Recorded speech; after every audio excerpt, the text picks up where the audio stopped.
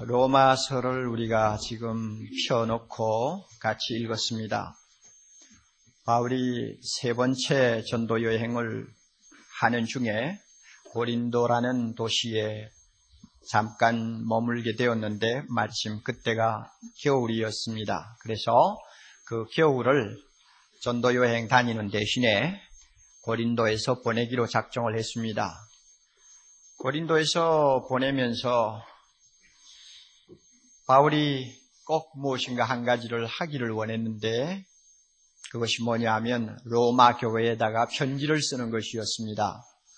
바울은 로마 교회에 퍽 가보고 싶었는데 이상하게 길이 자꾸 막혀서 가지를 못했습니다. 그래서 편지부터 먼저 써보내자 이렇게 생각을 하고는 젊은 더디오라고 하는 비서를 불러서 구술을 했습니다. 바울이 그때 나이가 거의 50대가 넘어갔기 때문에 요즘처럼 안경이 있는 시절이 아니지 않습니까? 아마 시력이 별로 안 좋았던 것 같아요. 그래서 처음부터 마지막까지 한마디 한마디 불러주는 것을 더디오가 다 적어서 기록을 한 다음에 그 편지를 베베라고 하는 여집사의 손에 들려서 로마에 있는 교회에다가 전해주도록 했습니다. 그 놀라운 편지가 오늘날까지 이렇게 하나님의 특별한 은혜로 남아서 성경 중에 성경이라고 하는 별칭을 가지고 우리 손에 들려진다는 것 참 기적 중에 기적이 아닐 수가 없습니다. 우리가 이 로마서 서두 첫 장 첫 절을 읽으면 알고 읽는 사람에게는 매우 충격적인 말이 나옵니다. 예수 그리스도의 무엇입니까? 종 바울이다. 그게 그렇게 대단한 말이냐 하고 우리가 느낄 수도 있겠습니다만 그것은 그때 사정을 몰라서 하는 이야기예요. 우리나라 말로 종이라고 번역을 했지 사실은 둘로스라고 하는 노예라는 단어거든요. 지금은 노예가 없으니 노예가 얼마나 천한 신분인가를 잘 모르죠. 그 당시만 해도 로마 인구의 약 절반이라고 하는 6천만 이상이 노예들이었는데 그들은 오늘날 공장의 기계나 똑같았어요. 생산수단이었습니다. 사람이 아니라 생산수단이었어요. 그래서 노예하고 당나귀하고는 똑같은데 노예는 말을 할 줄 안다는 것이 당나귀가 말을 하지 못한다는 것과 다르다 하는 말이 그저 공공연히 인정이 되고 또 사람들의 입에 오르내릴 정도로 사람 취급을 못 받았어요. 노예시장에 가서 반나치가 되어서 단 위에서 기다리고 있으면 지나가던 사람들이 보다가 사고 싶은 주인이 나옵니다. 그러면 얼마요? 하고 흥정해가지고는 사가지고 갑니다. 집에 가서는 이미 뚫려져 있는 귀에다가 주인 이름을 새긴 귀고리를 달아줍니다. 그래서 그 시간부터 그 귀고리에 쓰여 있는 주인의 소유가 되어버리는 것입니다. 자기 이름도 다 없습니다. 자기 생각도 있을 수가 없습니다. 자기의 어떤 의지나 자기의 꿈이나 계획이라는 것은 상상조차도 할 수 없는 그저 말할 줄 아는 도구, 짐승, 그저 귀족을 위해서 농사나 짓고 심부름이나 하는 도구에 지나지 않았습니다. 이것이 노예란 말이에요. 그러니까 아무도 자기를 보고 난 노예요 하고 싶은 사람이 없어요. 그 신분상 그렇게 말하고 싶은 사람이 아무도 없습니다. 수치스러운 신분이기 때문에 피치 못해서 죽지 못해서 하는 말이지 자기를 소개할 때 노예라고 소개하는 사람이 없어요. 그런데 당대의 석학이라고 할 수 있는 바울이 그리고 당당하게 로마 시민권을 가지고 있던 바울이 주인이 누구였든지 간에 내가 노예요 하고 예수 그리스도의 노예요 하고 자기를 소개한다는 것은 참 우리의 상상을 초월한 일입니다. 그러면 바울이 죽지 못해서 할 수 없어 그렇게 했느냐? 나는 그렇게 보지 않습니다. 물론 우리 여러분이 잘 아시는 바와 같이 바울이 처음에 예수님을 만났을 때는 마음이 없는 예수 만났어요. 막 미움이 그냥 가슴에서 치밀어 오르고 막 그냥 있으면 돌멩이라도 던지고 싶은 그런 증오감을 가지고 한참 대적할 때 갑자기 예수님이 그를 만나 주셨기 때문에 만날 때 예수님이 그를 붙잡아 바울을 자기 것으로 완전히 강압적으로 소유할 때 바울의 마음은 그렇게 하십시오 하고 동의한 일도 없고 또 감사합니다 할 마음도 없고 그래서 할 수 없이 피치 못해서 그렇게 돼버렸어요. 바울은 처음에 예수 믿을 때 그렇게 된 사람이에요. 그렇다고 해서 지금도 자기를 소개할 때 나는 죽지 못해 할 수 없어 예수 그리스도의 종이라고 말한다 이런 의미로서 썼다고 저는 보지 않습니다. 여기에는 굉장한 바울의 열정이 들어있고 감격이 들어있고 사랑이 들어있다고 생각합니다. 언제 그렇게 되었을까? 제가 볼 때는 분명한 계기가 있었다고 생각합니다. 언제부터 바울에게 그런 변화가 일어났을까? 예수를 처음 만났을 때부터 그런 변화가 있었을까? 저는 그렇게 보지 않습니다. 왜 그렇게 말할 수 있느냐 하면 2절부터 4절까지 내용을 보면 우리는 약간의 감을 잡을 수 있는 근거가 있습니다. 2절을 봅니다. 이 복음이 뭡니까? 예수 그리스도에 관한 말씀 아닙니까? 이 복음은 하나님이 선지자들로 말미암아 그의 아들에 관하여 성경에 미리 약속하신 것이라. 바울이 확인한 하나님의 복음, 예수 그리스도는 구약 성경에 기록된 모든 선지자들의 글을 통하여 하나하나 확인된 예수 그리스도입니다. 예수 그리스도입니다.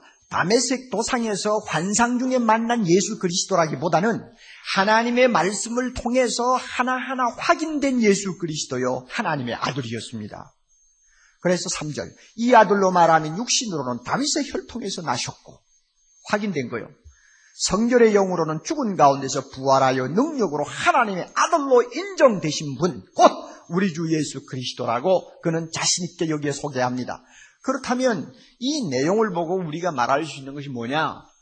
바울이 정말 주님을 사랑해서 주여 내가 처음에는 마음에도 없이 주님에게 끌려갔습니다만 이제는 내가 자진해서 나 자신을 주님께 종으로 드립니다 하는 어떤 계기가 생겼는데 그 계기가 언제 생겼느냐?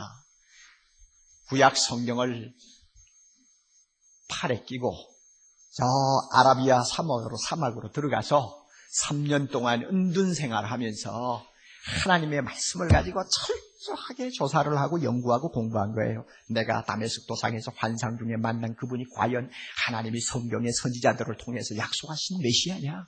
과연 인류에게 복음이 되시는 구원자냐? 내가 좀 알아야 되겠다. 그분이 정말 나를 위해 죽었느냐? 그분이 정말 살아나신 분이냐? 그분이 정말 이사야가 말한 대로 이방의 빛이냐? 알고 싶었다 그 말이에요. 그래서 성경을 가지고 하나하나 그는 읽어가면서 공부를 했습니다. 제가 볼 때 창세기 12장 2절에 나오는 복의 근원이 바로 이 예수 그리스도라는 것을 그는 알게 되었을 것입니다.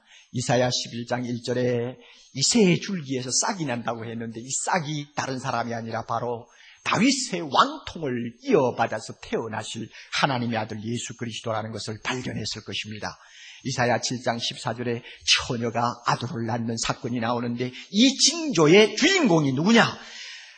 하나님이 다메섹 도상에서 나에게 만나게 하신 그 예수 그리스도가 바로 그분이라는 걸 그는 알게 되었습니다.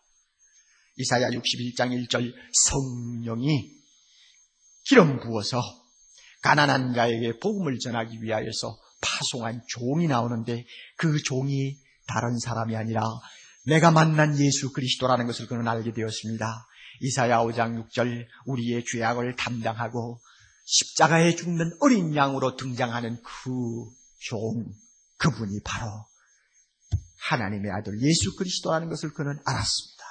시편 16장 10절 썩음을 당치 않고 부활하실 분이 나오는데 바로 그분이 예수 그리스도라는 것을 알았습니다. 이사야 49장 6절 딱 끝까지 구원을 베푸는 이방의 빛이 등장하는데 그 빛이 다른 사람이 아니라 예수 그리스도라는 것을 그는 알았습니다. 그래서 내가 강제로 알게 되고 강제로 만나게 되고 강제로 믿게 된 그 예수 그리스도는 구약의 선지자들을 통하여 하나님이 수천 년 동안 약속해 놓으신 인류의 메시아요, 이 세계를 위해서 하나님이 주신 복음이요 기쁜 소식이라는 것을 그는 확인하게 되었습니다.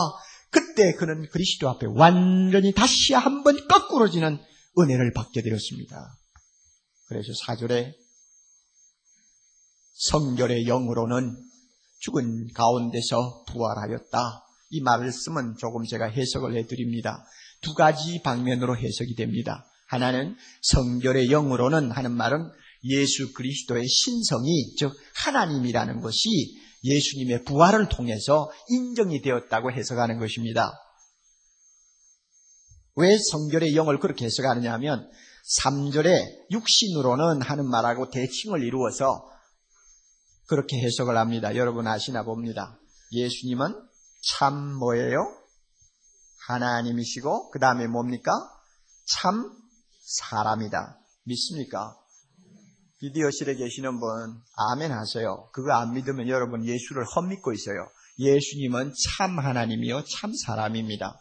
그것을 여기서 말씀하는 것이다. 그렇게 해석을 합니다. 그러나 저는 성결의 영으로는 하는 것을 예수님이 하나님이라는 신성을 가리킨다고 해석하는 것을 따르지 않습니다. 않고 저는 어떻게 어느 견해를 따르느냐 하면 성결의 영으로는 하는 말은 성령의 능력으로 예수님은 죽음을 이기고 부활하셨는데 그것을 통해서 하나님의 아들로 인정되었다 하는 것입니다. 그럼 인정된다는 말도 이상하지 않습니까? 부활하기 전에는 예수님은 하나님의 아들이 아니셨나요?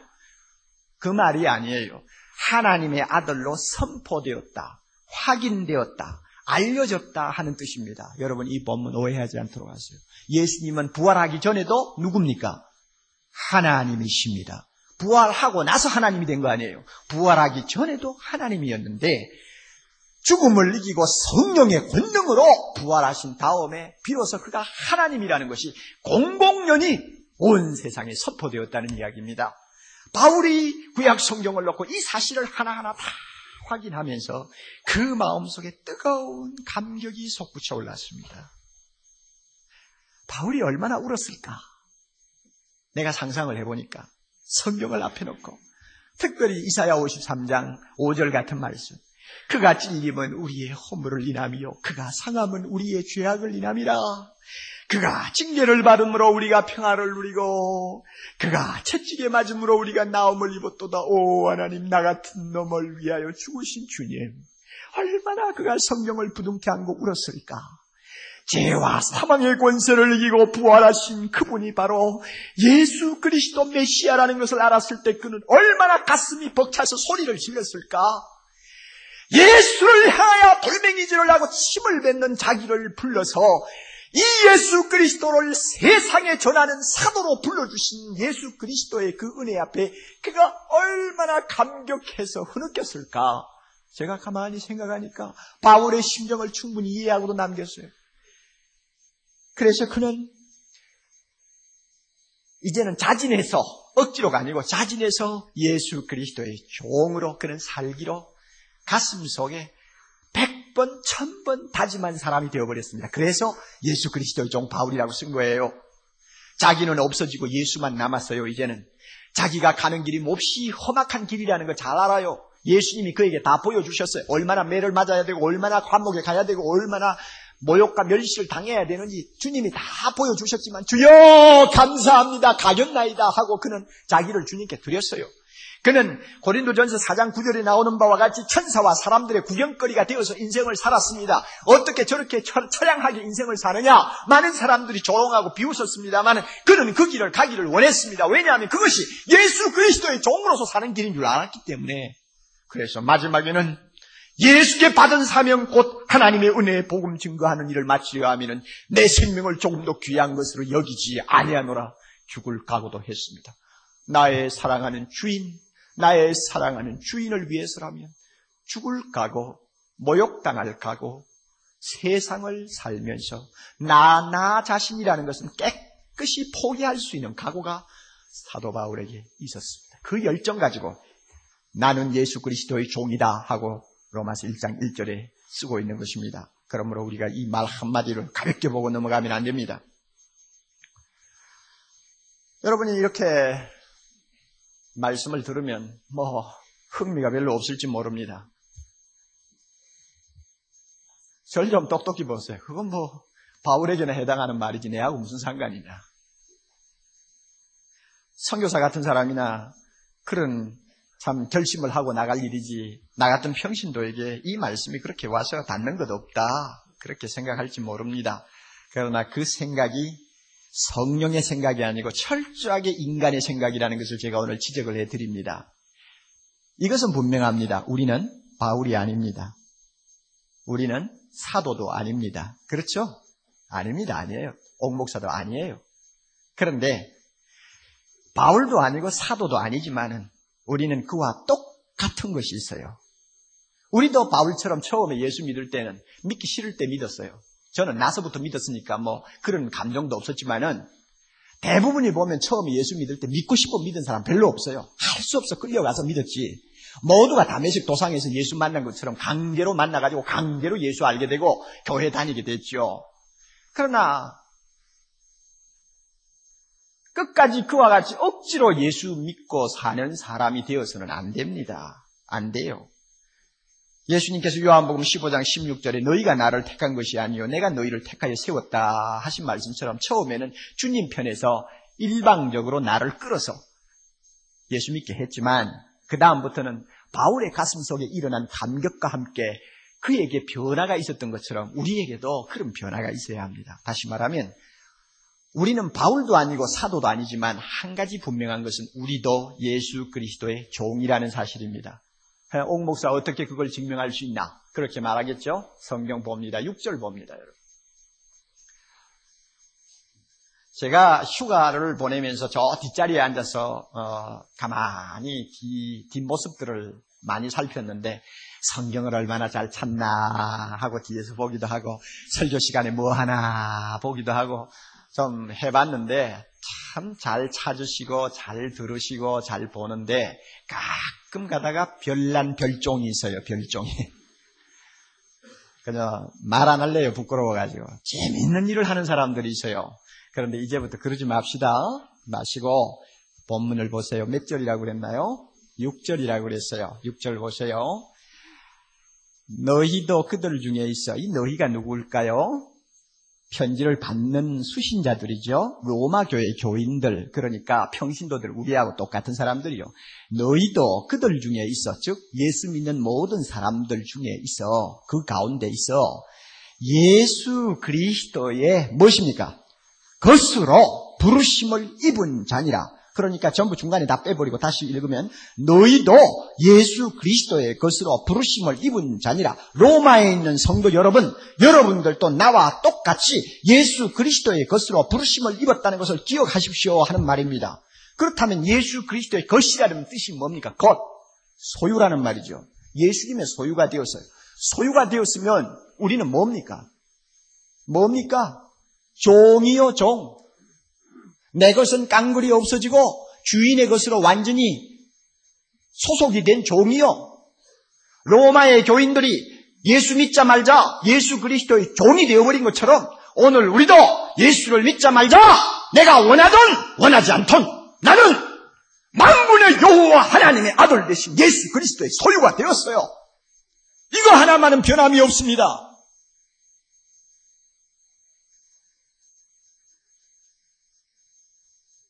여러분의 가슴 속에 이것을 부정하면 여러분의 신앙은 잘못하면 엉터리 신앙으로 판명될 가능성이 많아요. 성경을 똑똑히 보세요. 옥 목사가 과격해서 이런 이야기를 하는 것 아니에요. 적어도 우리가 예수 믿고 예수 그리스도의 종이 되었다는 것을 받아들인다면, 그리고 참 내가 그분의 종이 되었다는 것을 영광스럽게 생각하는 감격이 있다면 세 가지는 부정을 해야 돼요. 누구든지 나를 따라오려거든 자기를 부인하라고 그랬죠. 세 가지는 부정해야 돼요. 부정해야 돼요. 아니다, 아니다, 아니다 세 번 부정해야 돼요. 첫째는 나는 주인이 아니다. 이거 부정할 줄 알아야 돼요. 나는 주인이 아니다. 나 자신의 주인도 아니요. 내 생의 주인도 아니요. 주인이 아니다. 내가 가진 소유의 주인도 아니다. 주인 의식을 뽑아버려야 돼요. 그리고 두 번째는 내 것은 아무것도 없다. 내가 무엇을 가지고 있든지 이것은 전부 내 것이 아니다. 내 것은 아무것도 없다 하는 부정을 할 줄 알아야 합니다. 그리고 또 하나, 나는 마음대로 살 수 없다 할 수 있는 부정이 있어야 돼요. 내 마음대로 살면 안 된다 하는 말입니다. 왜? 종이니까 주인이 원하는 대로 살아야 될 것 아닙니까? 이 세 가지 부정이 가슴 속에서 할 수 없어서가 아니고 앵무새처럼 찌꺼리는 그냥 의미 없는 말로 아니고 중심에서 뜨겁게 내 가슴에서 그런 고백이 나와야 비로소 바울처럼 예수 그리스도의 종이라고 말할 수 있습니다. 다시 한번 말합니다. 세 가지 부정. 나는 뭐요? 주인이 아니다. 두 번째는 뭐요? 내 것은 아무것도 없다. 또 그 다음에 세 번째 뭐요? 내 마음대로 살면 안 된다. 내 마음대로 살면 안 돼요.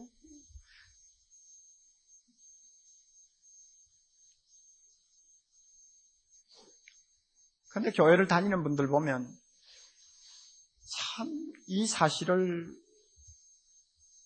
진지하게 받아들이지를 못하는 분들이 교회 안에 너무 많아요. 어떤 목사님이 길을 가다가 대문에 교패가 붙어 있는 것을 보고 배를 눌렸다고 합니다. 너무 반가워서 눌렸는지 아니면 남의 교인 뺏어가려고 눌렸는지는 모르지만 하여튼 눌렀어요. 눌렸는데 새파란 새댁이 생글생글하면서 나와서 문을 열어줍니다. 누구세요? 이럽니다. 그러니까 목사님이 안녕하세요. 이 댁에 주님이 계신가요? 그 새댁이 그만 깜짝 놀래가지고 무슨 말인지를 알아듣지를 못했어. 한참 있더니 우리 어느 교회 다니는데요? 목사님이 예, 그거 알고 있죠. 그런데 이 댁에 주님이 계신가요? 그 다음에는 이 새댁이 좀 화가 났어요. 빤히 쳐다보더니 문 탁 닫고 들어갔습니다. 나중에 알고 봤더니 그 새댁은 목사 딸이요. 그 남편은 장로 아들이요. 교회에서는 둘 다 집사요. 성가대원이요. 그런데 그 목사님이 물은 질문에는 의미가 있어요. 주님이 계십니까? 하는 말은 당신 가정의 주인이 누구요? 예수 그리스도를 믿는다고 하면서 교패를 붙여놨는데 당신 가정의 주인이 정말 예수 그리스도신가요? 하는 것을 묻는 것입니다. 그런데 무슨 말인지를 못 알아들은 거야. 차라리 예수 믿습니까? 했으면 간단했을 텐데 너무 고차원적으로 질문을 해버렸다고. 그러니까 못 알아들은 거예요. 만약에 우리 교회 교인들 가정에 어떤 이런 괴짜 같은 목사님이 찾아와서 배를 누르고 주님이 계신가요? 하면은 글쎄 대답을 제대로 하면서 반길 수 있는 사람이 제가 생각하기로는 한 99.9%는 될 거라고 생각합니다. 그래야지. 그렇게 안 하면 어떻게 합니까?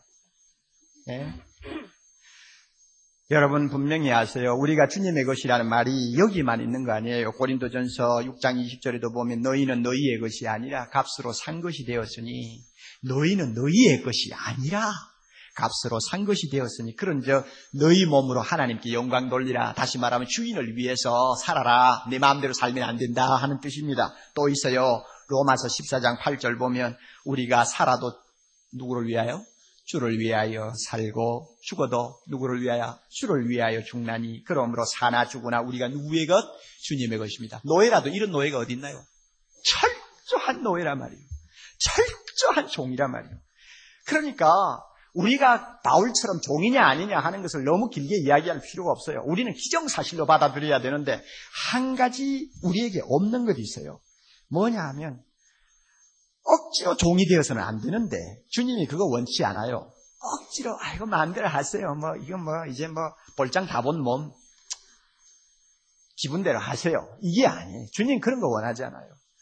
주님이 우리를 위하여 자기 생명을 기꺼이 던져주셨기 때문에 우리도 자기를 위해서 기꺼이 우리의 생과 우리의 생명을 바치는 종을 원한단 말이에요. 그렇게 하려면 가슴 속에서 뜨거움이 있어야 되잖아요. 주여, 나 같은 것이 주님의 종이 되다니 얼마나 영광스러운지요. 주님, 나의 삶 전부를 드리기를 원합니다. 나는 이제 주인이기를 원치 않습니다. 내 것이 하나도 없는 그야말로 모두가 주의 것이라고 고백하는 사람 되기를 원합니다. 좀 이렇게 하는 고백이 나와야 되는데 오늘 대부분의 성도들에게 이 고백이 약해요. 이 감격이 약해요. 오늘 이 시간 성령께서 이 자리에 임하신 주의 영이 우리의 돌같이 굳은 마음을 녹여주셔서 바울처럼 눈물을 흘리며 주님 앞에 엎드려 주여 나는 당신의 종입니다 하고 고백하는 감격 주시기를 바랍니다.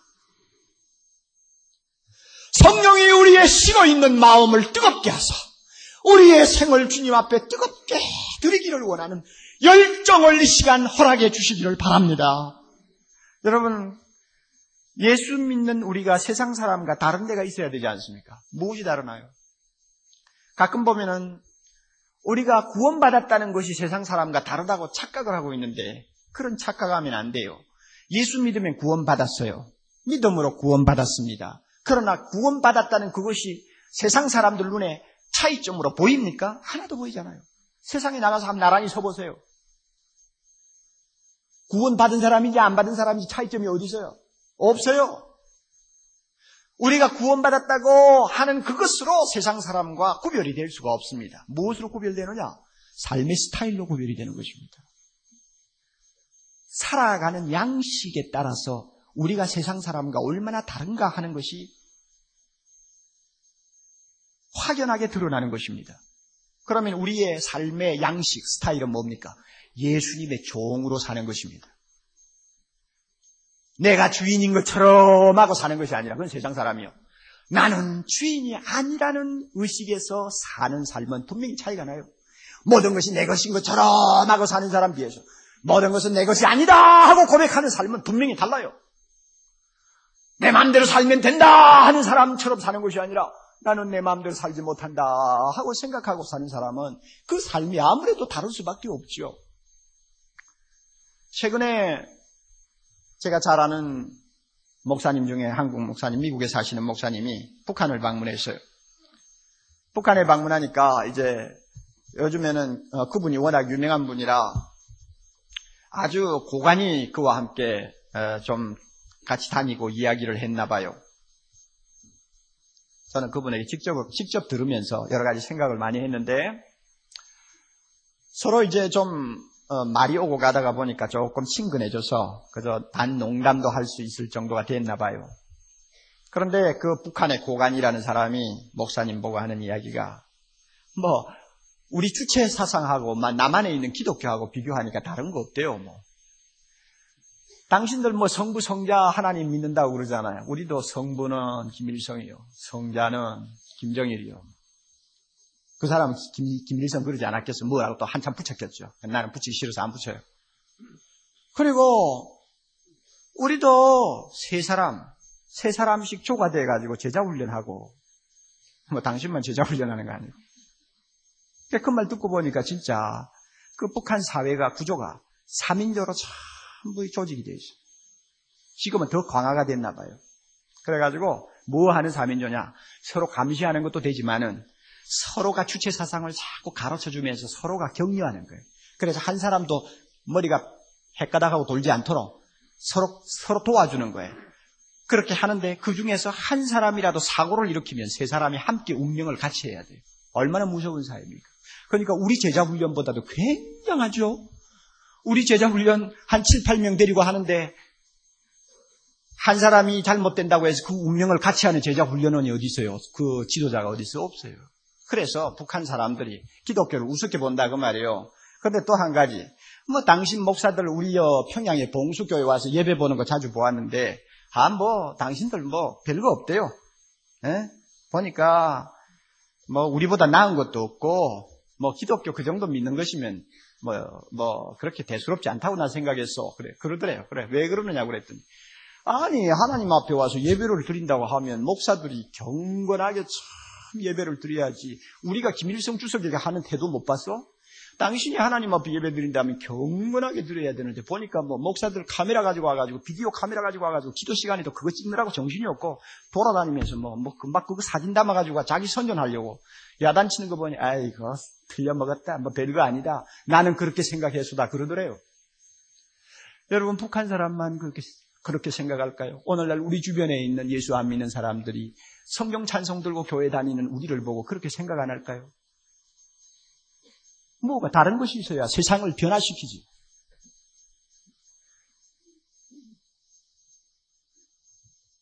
나는 그리스도의 종으로 주인이 아니요 내 것은 없고 마음대로 살 수도 없는 그리스도의 것입니다. 고백하는 주부가 사채할 수 있겠어요? 왜? 주인 대신 예수 그리스도가 안 좋아하는 일을 함부로 하겠느냐 그 말입니다. 과소비할 수 있겠어요? 46만 원짜리 반바지 사들고 기분 좋아서 쫓아다니겠어요? 못한단 말이야. 왜 어떻게 그렇게 할 수 있어요? 아무리 돈이 많아도 자녀들에게 그냥 외제를 가지고 뒤집어 씌우고 자녀들을 그렇게 이상하게 키우겠느냐 말입니다. 못한단 말이에요. 자기가 그렇게 함으로써 국민들, 이웃 사람이 얼마나 피해를 본다는 것을 안다면 주님이 결코 좋아하지 않을 테니까 하고 싶어도 못하는 거예요. 이게 예수 믿는 사람이요. 그래야 예수 안 믿는 사람과 무엇인가 다른 데가 나타날 거 아닙니까? 근면 전략하는 거 주님이 원한다면 근면 전략해야 되고 정직한 수입으로 살아야 되고 정직하게 살려다가 수입이 적어서 남보다도 호화스럽게 생활하지 못한다 할지라도 오히려 그것을 감사할 줄 아는 사람이 되어야죠. 왜? 우리 주인 되신 예수 그리스도가 그것을 원하시니까. 그것으로 만족하는 것입니다. 자기가 예수 그리스도의 종이라고 믿는 학생이라면, 대학생이라면 어떻게 4년을 그냥 세워나가라고 보내겠어요? 그럴 수 없단 말이에요. 주님이 좋아하는 일 해야지.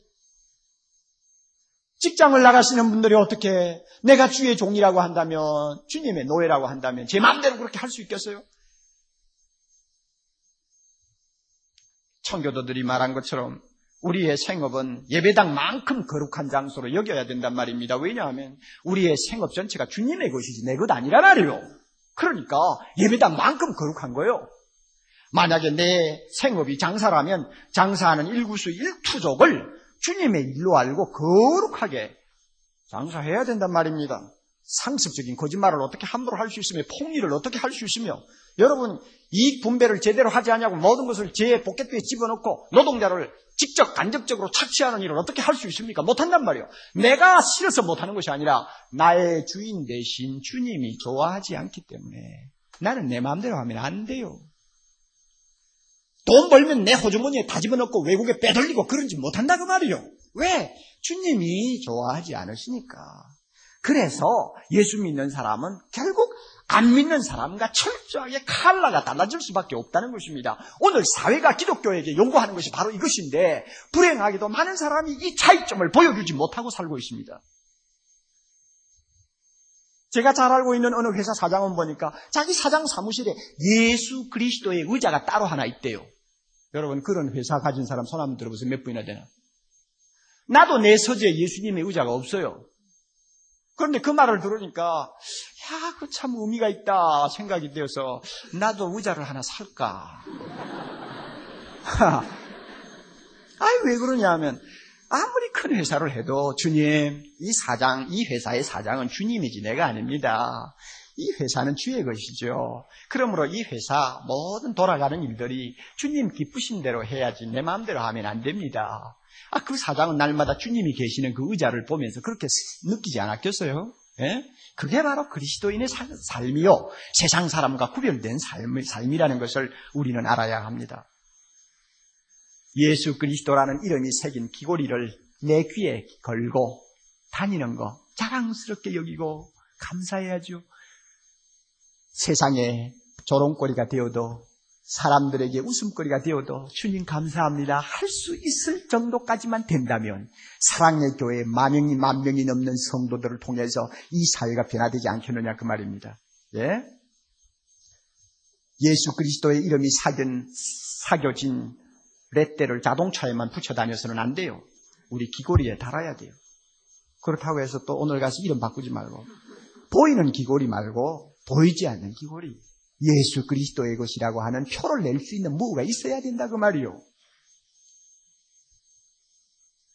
이렇게 참 기꺼이 주님 앞에 나를 드릴 수 있는 종이 되면 겉으로 보기에는 답답하겠다, 재미없겠다, 이제 뭐 세상 맛 보고 살기는 틀렸다, 여러분 그렇게 생각할지 모르지만 반대입니다. 반대. 마음의 평안이 얼마나 넘치는지 알아요? 주인이 좋으니까. 아멘. 이거 모르죠 아직.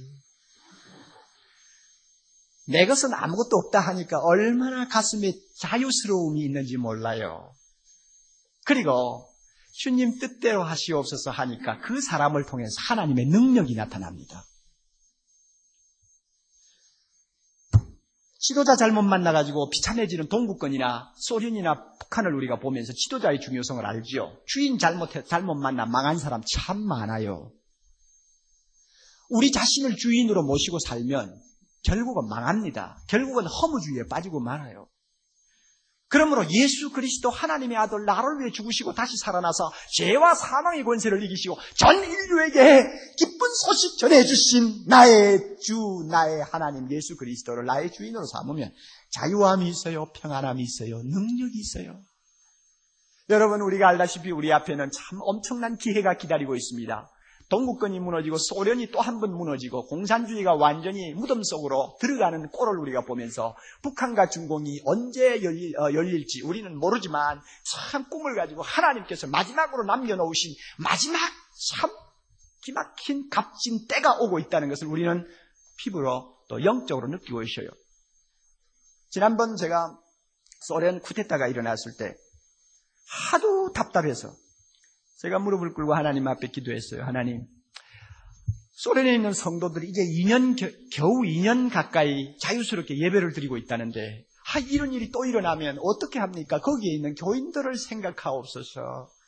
주님, 중공은 어떻게 합니까? 북한에 있는 성도는 어떻게 합니까? 주여, 내 기도 들으시고 소련의 정변을 바꾸어 주옵소서. 내 기도 들으시고 꼭 좀 바꾸어 주세요. 이틀 동안 그렇게 기도했다고요? 그리고는 저녁에 텔레비를 안 보고 그냥 자니까 무슨 일이 일어났는지도 모르고 자고 아침에 일어나서 문을 열고 나가니까 집사람이 여보, 실패했대. 그래서 조간이 나와요. 조간이 와서 있는데 마루에 던져진 조간 보니까 끔찍하게 쿠데타 실패하고 적어놨단 말이에요. 내가 그만 심장마비 일으킬 뻔했어요.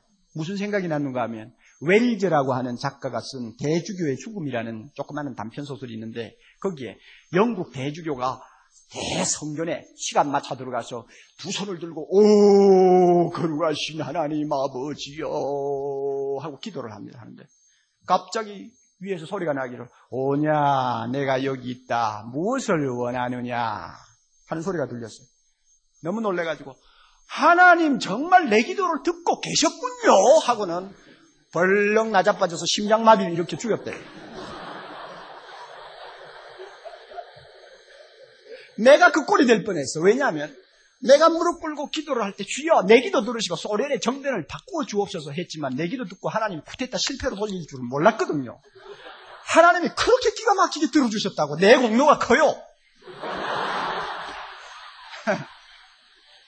그런데 제가 여러분에게 드리려고 하는 말씀은 마지막으로 하나님께서 무엇인가 강력한 계획을 갖고 계시는 것 같아요.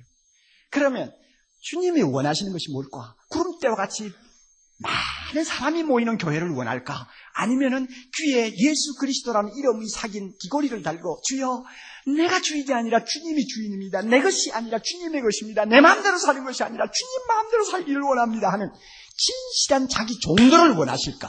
어느 것을 원하실까? 사랑의 교회에 어떤 사람이 되기를 원합니까?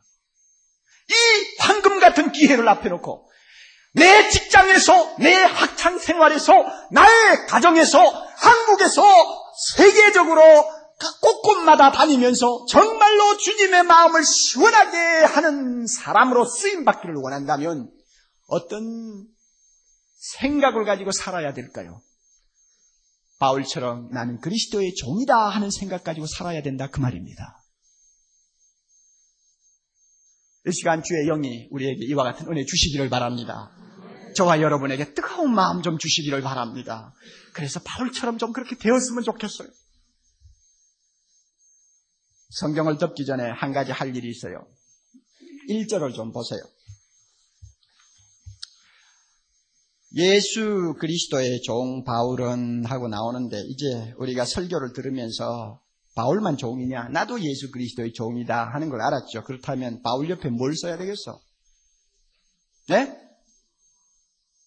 나는 썼어. 옆에 뭐라고 썼는지 여러분 알고 싶어요? 뭐라고 쓰고 싶어요?